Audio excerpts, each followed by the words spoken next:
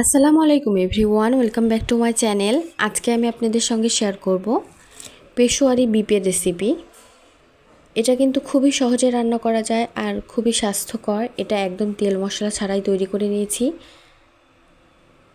আর আমরা বাঙালিরা যেহেতু একটু মশলা খেতে পছন্দ করি, সেজন্য চাইলে একটু গরম মশলা আস্ত দিয়ে দিতে পারেন, তাহলে কিন্তু টেস্টটা ভালোই আসে।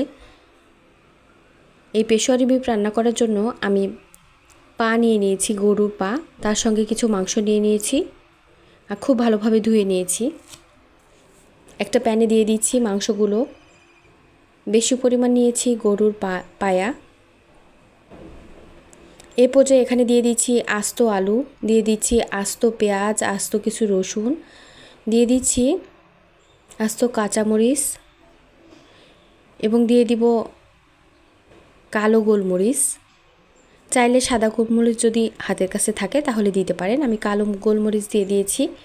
দিয়ে দিচ্ছি আস্ত শুকনো মরিচ এবং দিয়ে দিচ্ছি তেজপাতা 2টা এবং সাদা এলাচ 2টা এবং কিছু লং 2টার মতো,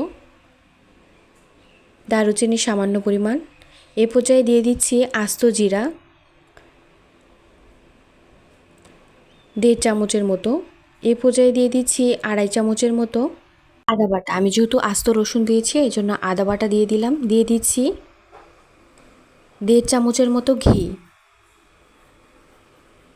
ঘি দিয়ে খুব ভালোভাবে নেড়েচেড়ে চুলাটা অন করে দিয়েছি এবং নেড়েচেড়ে ভেজে নিব। আমি কিন্তু এর মধ্যে লবণও দিয়ে দিয়েছি।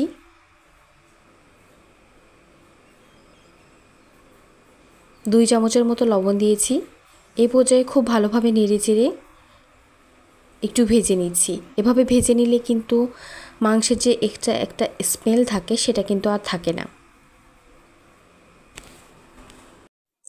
এই পর্যায়ে খুব ভালোভাবে মাংসগুলোকে ভেজে নিচ্ছি কিংবা কষিয়ে নিচ্ছি। এভাবে কষিয়ে নিলে কিন্তু খুব সুন্দর একটা স্মেল আসে, যেহেতু আমি ঘি দিয়েছি। এখানে চাইলে সরিষার তেলও দিয়ে দিতে পারেন, ঘি যদি হাতের কাছে না থাকে। এ পর্যায়ে এভাবে কিছুক্ষণ আমি কষিয়ে নিয়ে কিছুক্ষণ ভেজে নিয়ে যখন খুব ভালোভাবে ভাজা হয়ে যাবে, নিচের দিকে লেগে আসবে, তখন কিন্তু আমি পানি দিয়ে দিব। আমি নর্মাল টেম্পারেচারের পানি দিয়ে দিয়েছি আর পানি আমি একটু বেশি পরিমাণ দিয়ে দিব। আমি প্রায় 1 ঘন্টা 20 মিনিটের মতো আমি ঢাকনা দিয়ে ঢেকে মিডিয়াম হিটে জাল করে নিয়েছি, রান্না করে নিয়েছি মিডিয়াম হিটে। এ পর্যায়ে আমি পানি দিয়ে দিলাম পর্যাপ্ত।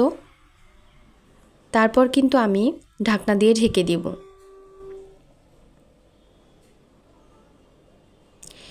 এই পর্যায়ে একটু নেড়েচেড়ে দিচ্ছি, মশলাগুলো মিশিয়ে নিচ্ছি, তারপরে ঢাকনা দিয়ে ঢেকে কিছুক্ষণ রান্না করে নিব। এ পর্যায়ে কিছুক্ষণ পর পর মানে আধা ঘন্টা হয়ে গেলে তারপরে একবার ঢাকনাটা খুলে আমি নেড়েচেড়ে দিব। তারপরে আবারও আধা ঘন্টা এভাবে ঢাকনাটা লাগিয়ে নাড়াচাড়া করে দিব। পানিটা কম মনে হলে গরম পানি আবার অ্যাড করতে পারেন। আমি আরেকটু গরম পানি অ্যাড করেছিলাম। আর তাহলে কিন্তু মাংসগুলো খুব বেশি সফট হয়ে যায় আর খেতে অনেক বেশি মজার হয়।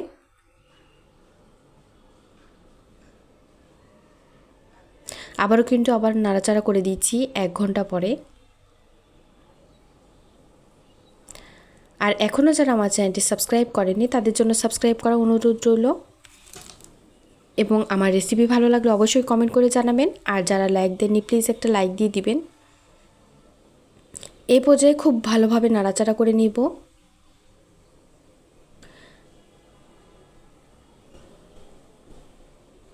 কিছুক্ষণ এভাবে রান্না করে নিচ্ছি, তারপরে কিন্তু হয়ে গেছে। চুলাটা অফ করে দিচ্ছি, তারপরে সামান্য পরিমাণ ভাজা জিরার গুঁড়া দিয়ে দিলাম, তাহলে একটা আলাদা স্মেল আসে, খেতে অনেক বেশি মজার হয়।